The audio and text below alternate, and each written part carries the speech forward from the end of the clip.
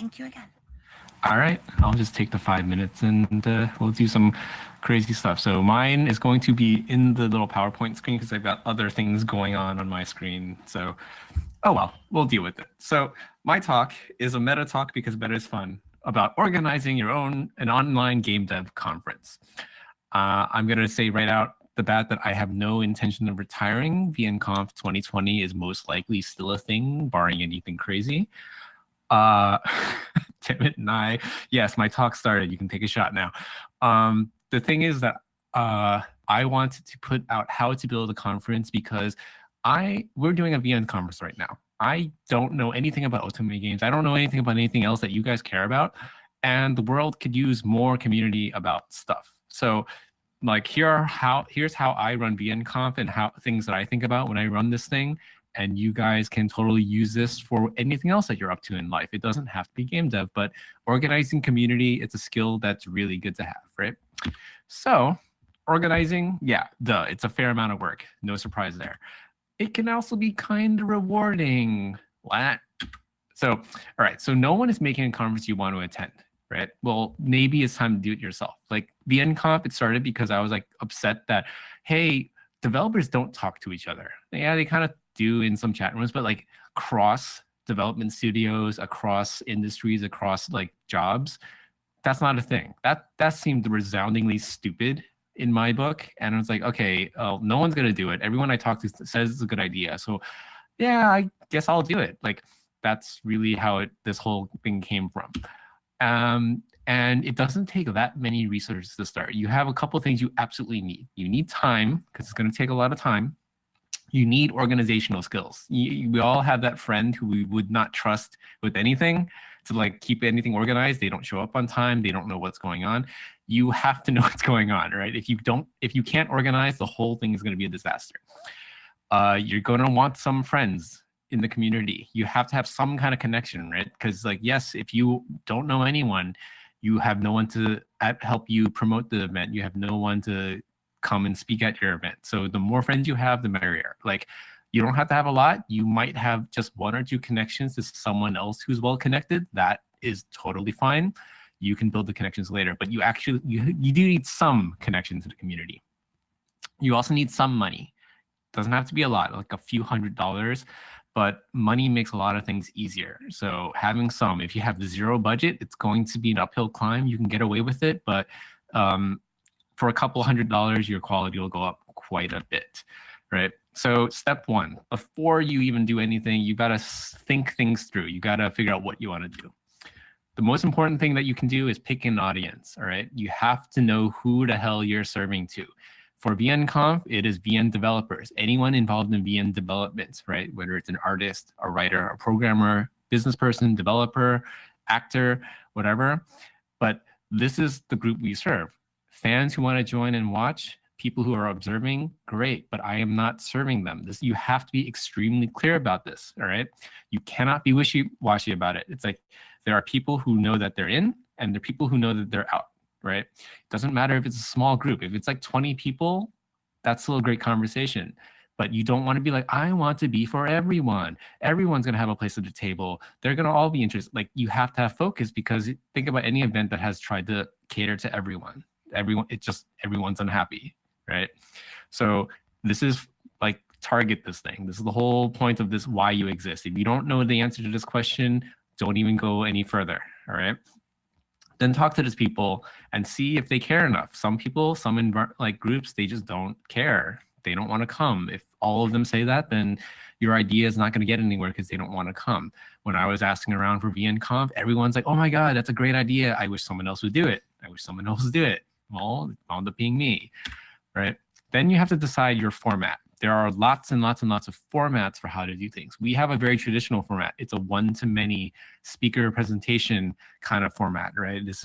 But there is other formats. You can have panel discussions. You can have workshops. Those are all still one guy's on the stage talking to many people in the audience.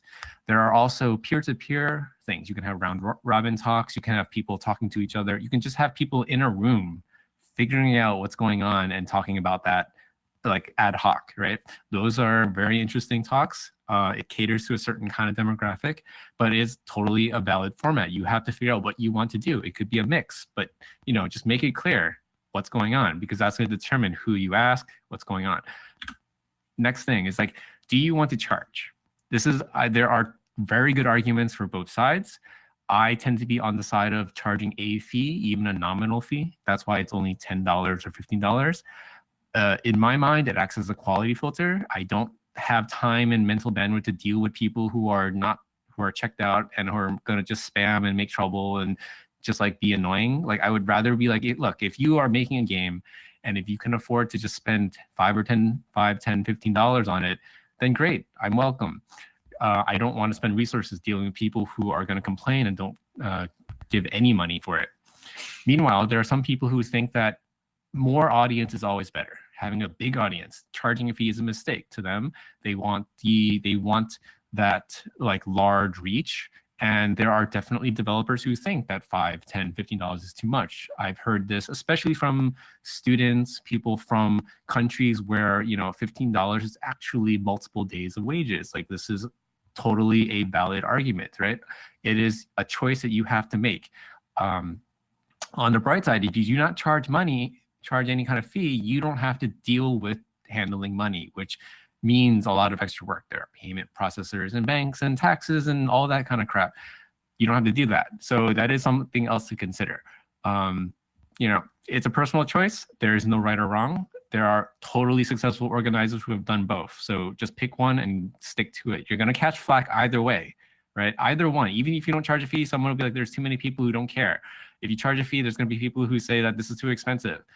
Just pick one. There's no right answer. You're going to catch flack either way.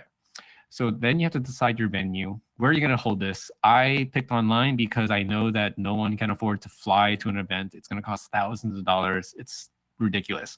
But having an in-person event is actually really good. It makes a lot of things simpler in that, look, I don't have to schedule around people doing talks from Australia or Taiwan or Tokyo or like the UK. It's not a thing. Everyone's in the same location. But then you have to schedule, you have to book space, hotels, you have to have staff. It's a lot more work, right? Then you have to pick a date and time. This is arbitrary. People are like, oh, when's a good time? Just pick one. There's no right date. There's no wrong date. Just pick one. You just have to be aware of other things going on in the world. Please do not, don't schedule an event for Christmas. Like, just common sense, don't do that. Similarly, try to avoid major holidays, major events.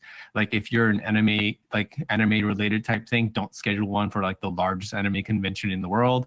Just don't do it, right? Because people can't come. They have your little tiny event is not worth the time and expense to go when there's a much bigger thing that's going to do a lot more return for them. So next step, it's like, okay, once you got all this stuff settled out, then you can be like, okay, I'm going to go do this. I actually think I have an idea. People want to come. Let's set it up. So if you're handling money, which is what VNConf does, you have to set up to handle money. So I set up a little LLC. I don't care about the liability because it's literally in the thousands of dollars, like $1,000 a year to run this thing. But what I want is I want the tax number. I want to be able to open a bank account for VNConf so that it's not mixed around with my personal money, because that's just asking for trouble.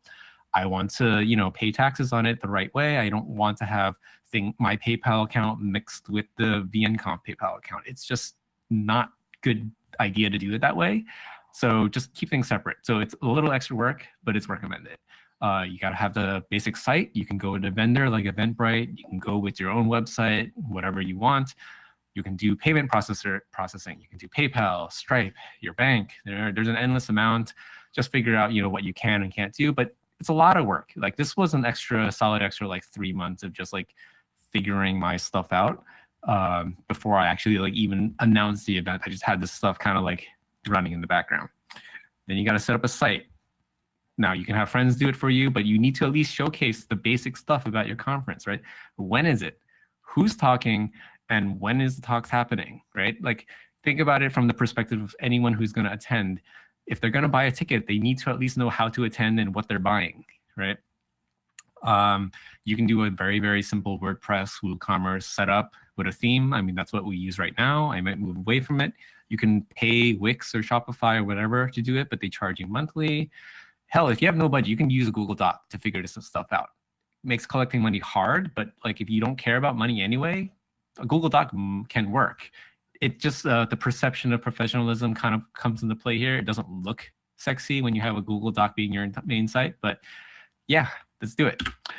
After this, so this is the site stuff. Now you have to get your content, right? Like unless you're gonna do all the talking for 7 hours, you're gonna have to get speakers. So you're gonna have to recruit. I put out a call for speaker. The first year, VNConf was not a thing. There was no brand attached to it. I just like reached out, tweeted like hell, and just said, here's what I'm doing. I have here's the conference. Here's how there are 20-minute talks and 5-minute talks. Here's the list, like the range of topics that would be acceptable. I just sent it out to a bunch of people, and surprisingly, people actually responded. I'm just a translator. I work for Second Project, but like somehow when I tweeted this, and it's kind of like, and then I helped, and a bunch of other people helped spread the word. People actually gave me serious like proposals for talks. Like I think the first year we had 20-ish and then 26-ish people, and half of them, so like 13, 14 of them were decent talks. Those are the people that got in. That was the first conference. It was kind of a miracle, right? But you have to convince them, why should they bother giving you their precious time? Time is the most valuable resource, right? So why should they give it to you? What do they get out of it? Put it into a pitch, put it on Google Forms, get it out. It works.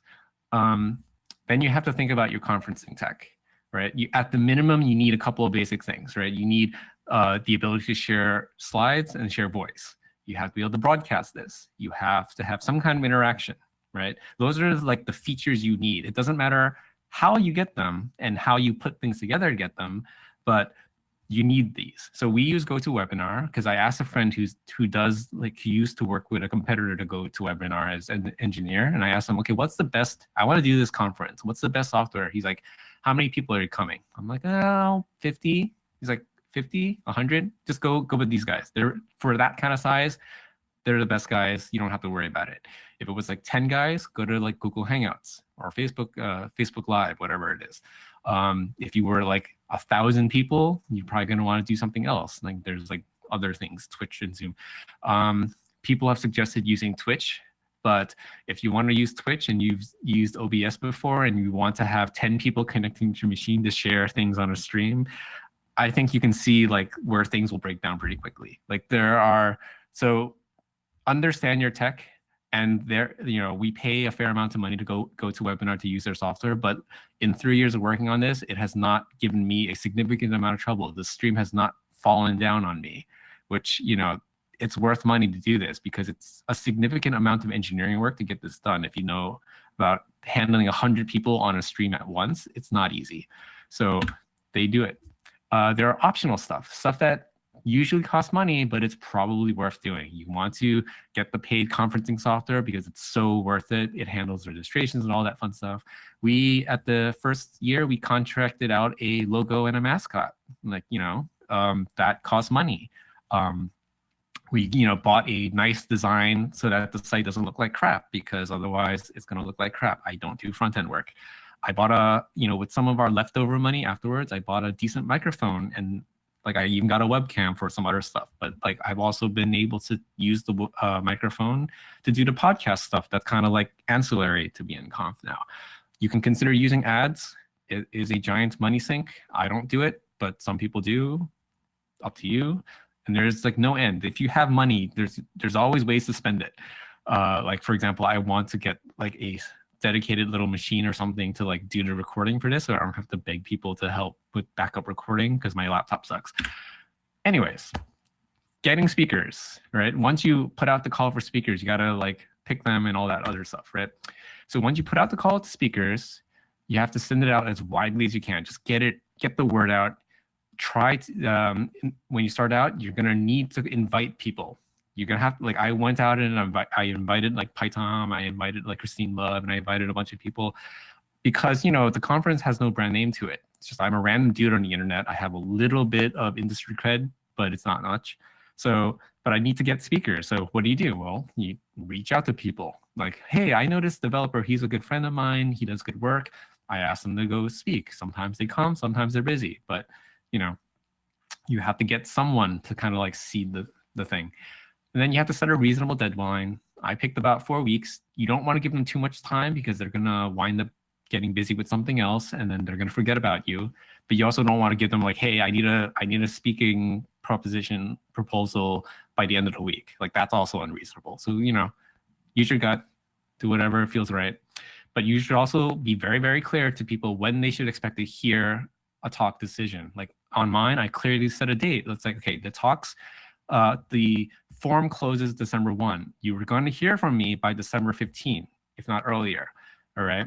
And I make it, you know, a point to be that everyone who submits something, they hear from me. Either whether it's an acceptance or a rejection, they deserve at least a response to be like, hey, you know, you're accepted, or I'm sorry, there was no room. This year we had 40 talk submissions, 40.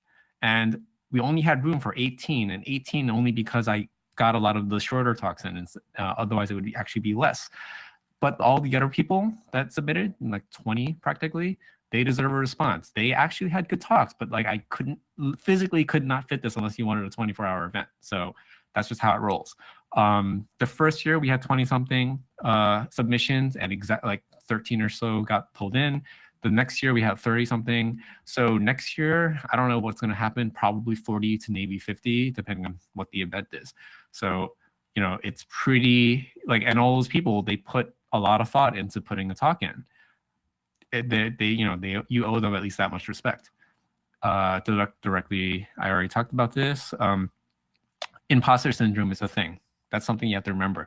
You are going to know wonderful developers, actors, what have you, and you talk to them and say, hey, I think you know something. You can probably do a talk. Their number one reaction, the most common one is, am I really good enough? I don't think I'm an expert on this. I'm like, dude, you look at the work you've released 3 games. Those people have not released 1 game. And he's like, no, I still don't feel confident.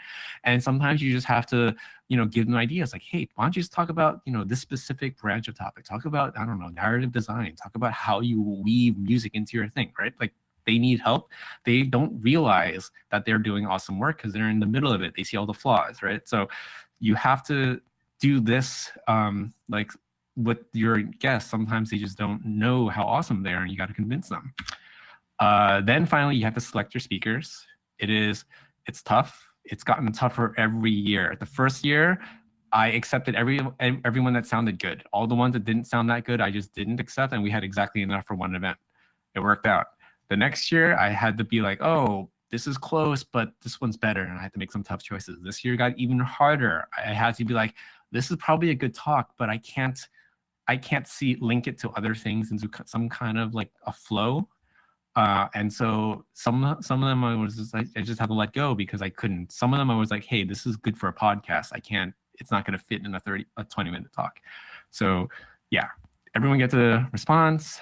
Sometimes you have to ask for clarification. I had a few that just like, you know, their one sentence description made no sense, but when I asked them to explain it, they actually had something, and then they got accepted.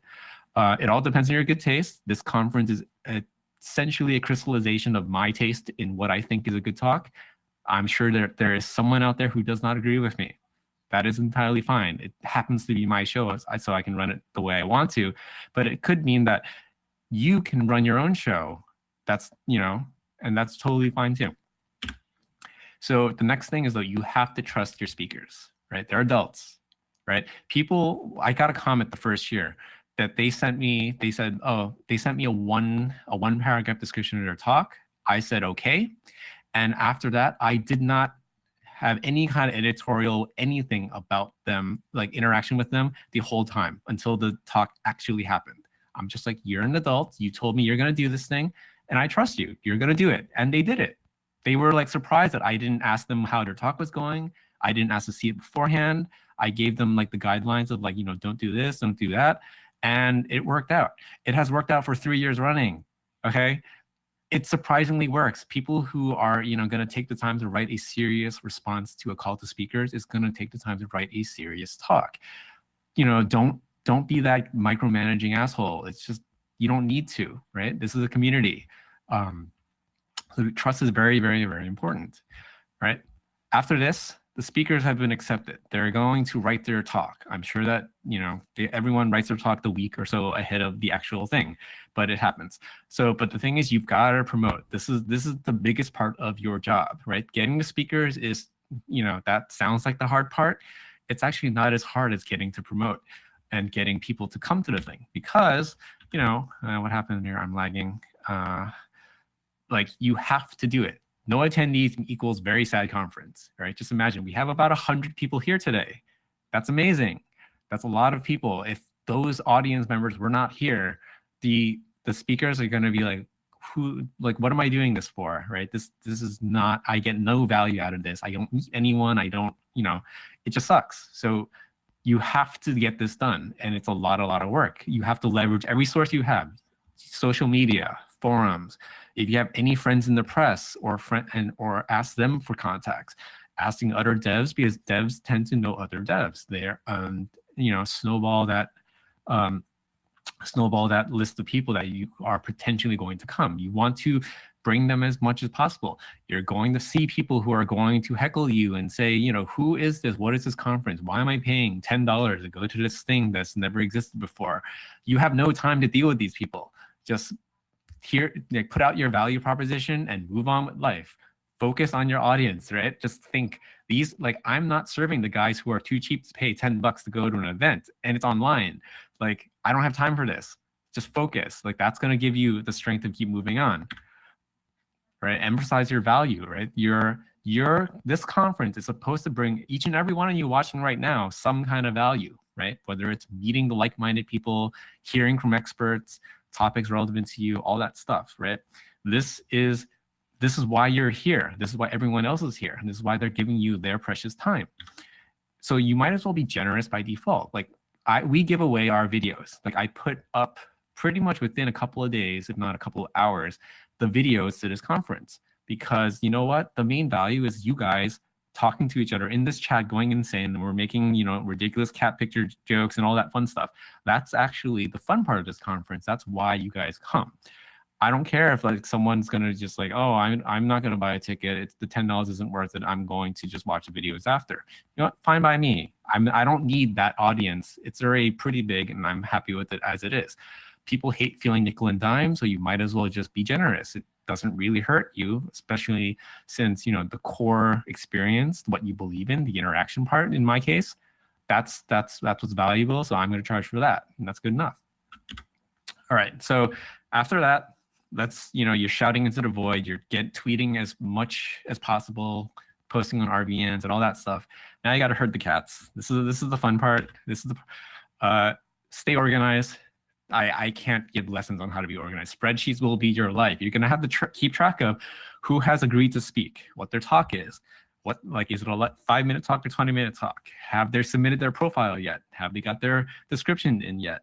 Who can speak when because of time zones? I accidentally scheduled an Australian person for 3 a.m. in their time, and I had to move them because, no one should have to wake up to do that. Figured out all the state of the websites. This year, I wound up forgetting how to set the ticket sale, so it looked a little stupid for a couple of weeks until someone reminded me. You have to do tech tests. You have to make sure who's paid and who has the invite and all that stuff. It's just be freaking organized. That's just life. Being an organizer is a test of how well you can predict the future and head off potential mishaps, right? Like, we do tech tests. We have lots of people come in and just try things out because you don't want to be fixing things the day of, right? Make sure every speaker has their setup working. Make sure you have backup hardware. If my computer died right now, I could switch to my laptop and it won't be perfect, but it'll run. Right? Have backup plans. Like, we had a speaker that was just, last minute unable to attend because of any reason. That's where this talk is. I've taken over that slot because there was a reason that some speaker couldn't attend. But hey, life goes on. You have to set the schedule. Scheduling is arbitrary. Just do it. It's like setting a time. It's just, you are speaking right now for the reason of just because, well, I'm putting your little block of time here. There is no reason. There's no reason beyond that. There just has to be an order. Make sure you have breaks. Breaks are important. If you pay attention, VNConf, it starts off talk heavy. Longest stretch is about 2 hours. And then we have an hour and a half. Then it has like closer to an hour and then another hour. But there are more breaks as the day goes on, just because people lose attention, they start drinking, they need to go to their bathroom, you know, just little details. Come conference day, be prepared to be ruthless. Like if there's a disruption, you just got to be like, nope, you're banned. Or, you know, if something goes wrong, I think last year Tabby had an internet issue and I just had to like ask someone else, hey, can you swap and talk right now because Tabby's having issues? And that was totally fine. It worked out. You know, if power goes out somewhere, you just gotta roll with it. We haven't had the situation where someone just flat out didn't have time to like wasn't around, but we'll see what happens. Watch the clock. We have got to keep time. That's like the organizer job. That's why you know, we have all the padding and all the stuff. It's designed so that we stay on time. Please don't schedule everyone down to the last minute. It's easy to lose track. I'm like glancing at the clock and I'm close to being at the end also. Also take care of yourself. Being an organizer, it's just a lot of stuff to keep track of. So make sure you got food and drink and have fun. And in closing out, building on your success, just look, the first year we kind of survived and we made it and people were happy. Well then, hey, now you have talks to refer to. Now you have like a brand, you can have an experience. You have people who enjoyed it and want to come again, right? So build on that, right? Just keep going. And finally, learn from your mistakes. Things will go wrong. This is expected. Just learn from them and move on. That's just life. All right. And that's it for me. That's my talk. And I have 5 minutes for questions. So yay.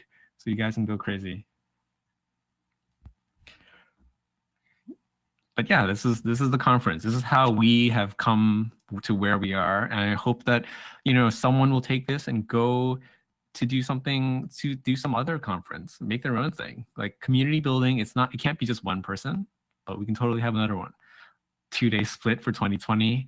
Ah, man, I don't know if I'm going to have time for that in 2020. We will see. There's a thing I want to figure out is that I want to have a free-for-all kind of like unconference kind of thing where you guys decide what you want to talk off and then split off. I haven't figured out how to do that online because it would either mean that you guys have your separate audio streams, which I don't know we can do. We might have to get a whole Discord server just for this, but I don't know.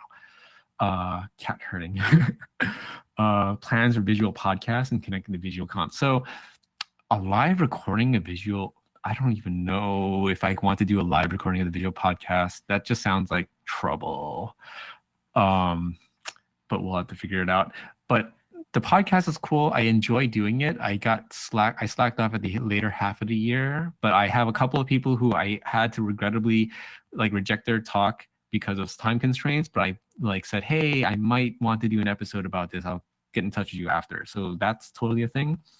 Oh, how do I select people for podcasts? It's totally by, I have a stupid idea in my head and I go, hey, I want to talk about, that's, for example, music composition. Do I know anyone that does music? That's like, you know, that has some authoritative voice. And then I just contact them and go, want to do a thing? They say, yes, we do it. It's totally, again, like it's my show. I do whatever the hell I want and it works out. Yes, Fulmy, like I might actually drag you into a podcast because I want to talk about composition. So that is a thing on my head, on my mind. Scholarships to allow others to attend. We don't have an official thing. What happened is Nye has been always very generous at supporting us and just bought a block of tickets to give away. A lot of other people have done this. Oh, the podcast, it's on the YouTube channel. I just put it on the YouTube channel with all their talks, so you can find them there. I'll post a link later, but there's a thing. But I haven't done an official scholarship thing. Like the fact that it's already $10 in the first month, usually December.